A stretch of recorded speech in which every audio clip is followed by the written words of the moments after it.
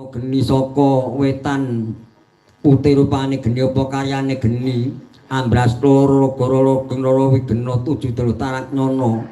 bodhok edan sampar buyar linebur geni kang saka wetan wong wilayah ngono geni saka kidul abang rupane geni apa karyane geni ambras loro goro loro wigena tujuh telu tarak nyono anggupita bodhok edan sampar buyar linebur geni kang saka kidul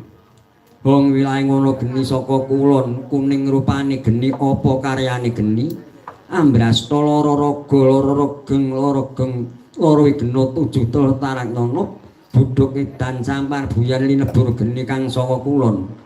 wong wilayah ngono geni saka lor ireng rupane geni apa karyane geni ambras loro geng loro wigena tujuh telu tarak nono bodhok edan sampar buyar linebur geni kang saka lor. Nuwun mangke keparenga kula badhe matur njalipun Bapak Mursidi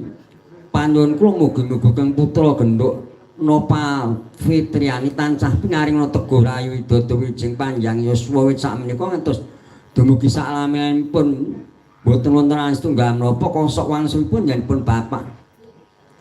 Mursidi sekayan Ibu Jumiati sak keluarga tansah pinaringa teguh rayu widodо wijing kalih sing rubeda mangking yono boten wonten setunggal menapa Bapak inggih matur genging penuhun Bapak Kyai Dalang Gondoyono sampun matur nuwun dene panjenengan inggih menika ngicaling suketanipun anak kula genduk Nopal Fitriani tansah pinaringa teguh rayu widodо wijing sakmenika ngantos dumugi saklamipun inggih boten ngustakaken dawuh Putra Pandhawa tata kadiwisaya Indiyaksa sara maruta Pawana marga samirana lan warayang Panca baywisikan gulingan limo Kyai Dalang kowe ingkang teka Kyai Dalang mengko dhisik sira iku sapa ya aranku Bathara Kala teka kowe kene mapan ana ing Pedukuhan Karangsari Kali Genthong Bladak sari kene aku miring tambang rawat-rawat ujaring Mbok Bagus sinambi wara miwa Parto binandhunging Karna putrane Bapak Mursidi sekayan Ibu Jumiati kang aran lho kuwi nduk Nini Ini Nova Fitriani kuwi putra tunggal kena dinarani bocah onta-anting ing mangka pangandikane Rama Pekulun Bathara Guru yen sapa wong duwe anak siji jenenge onta-anting kuwi dadi panganku dadi memangsanku Ki Dalang mengko dhisik Bathara Kala mlek mripatmu bolonga karnamu kowe temekono ing Pedukuhan Karangsari kene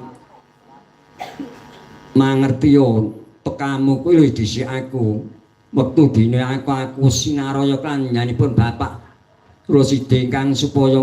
ngruwat ya kuwi putrane kang aran genduk Nova Fitriani wis ndak ruwat wis tak macake buku Murwakala cara-carane wong lara wis digolekake tombo carane tetanduran wis tak pageri kowe ora kena ganggu gawe lho wah yen ngono kalah dhisik tekaku Kyai Dalang ya mula kowe ora kena ganggu gawe marang kesugungane Bapak Rusidi sak kekuban wiwit iki nganti kok sak lawase Bathara Kala ladaya panjen dae tekulun Bathara Guru najan bocah nandhang Sukerta ning yen wis diruwat diwacake buku Murwakala jare carane tetanduran wis dipageri carane wong ora digoleki tombak ora kena ganggu gawe Kyai Dalang yo mulut banjur kuwi ndek yo saiki mengkene Ki Dalang aku teko kene ya saku ora ganggu gawe kesugengane Bapak Rusidi sak kukuban ning aku njaluk tulung karo nyanpun Kyai Dalang yen kowe bisa maca tulisan kang ana awakku kowe tak anggap sedulurku tuwa awit